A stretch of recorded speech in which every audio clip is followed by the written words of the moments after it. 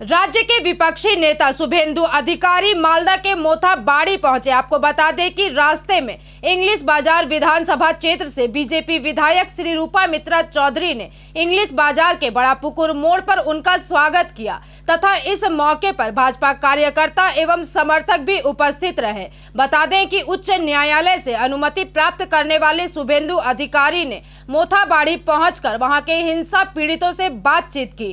गौरतलब है कि पिछले महीने के अंत में मोथाबाड़ी में सांप्रदायिक हिंसा फैली थी और प्राप्त जानकारी के अनुसार मोथाबाड़ी में एक पूजा स्थल के सामने से धार्मिक जुलूस गुजरने के बाद तनाव काफी फैल गया था एवं इसके बाद हिंसा की घटनाओं के साथ साथ आगजनी तोड़फोड़ भी की गई थी।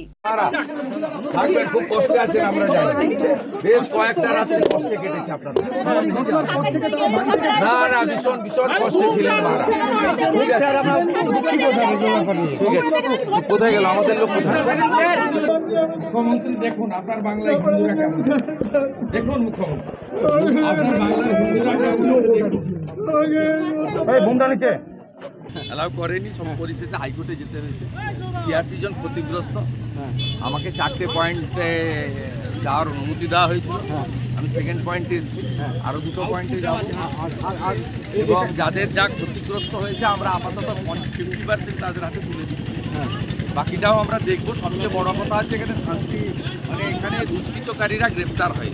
এখানটা উল্টে 23 জন নিরীহ হিন্দুকে গ্রেপ্তার করা হয়েছে। এই বিষয়টা তো এটা কি পুরো পূর্ব পরিকল্পিত? শুধু একই নয়, একই রকম ভাবে পুলিশের তো অবহেলা আছে। এটা তো ফেসবুক লাইভ করে আগের দিন ঘোষণা করে মারপিট করেছে। পুলিশ যদি আজকে ধরুন যে ব্যবস্থা রেখেছে আমার জন্য, বা সেদিন তারপরে যে ব্যবস্থা রেখেছে ওই ব্যবস্থা থাকলে করতে পারতো। মানে এটাই হোক বা জঙ্গিপুরের ঘটনাই হোক বা সুতির ঘটনা হয়, সবটাই কি তার মানে না? এটা তো পুলিশের নিষ্ক্রিয়তাটা একটা বড় অভিযোগ। এগুলোতে রাজনীতি দেখা উচিত। ভোট ব্যাংকের স্বার্থে মুখ্যমন্ত্রী রেগে যাবে police. Bureau report PVTV news. नियमित अपडेट एवं दुनिया भर की ताज़ा खबरों के लिए हमारे फेसबुक पेज को फॉलो एवं यूट्यूब चैनल को सब्सक्राइब करें।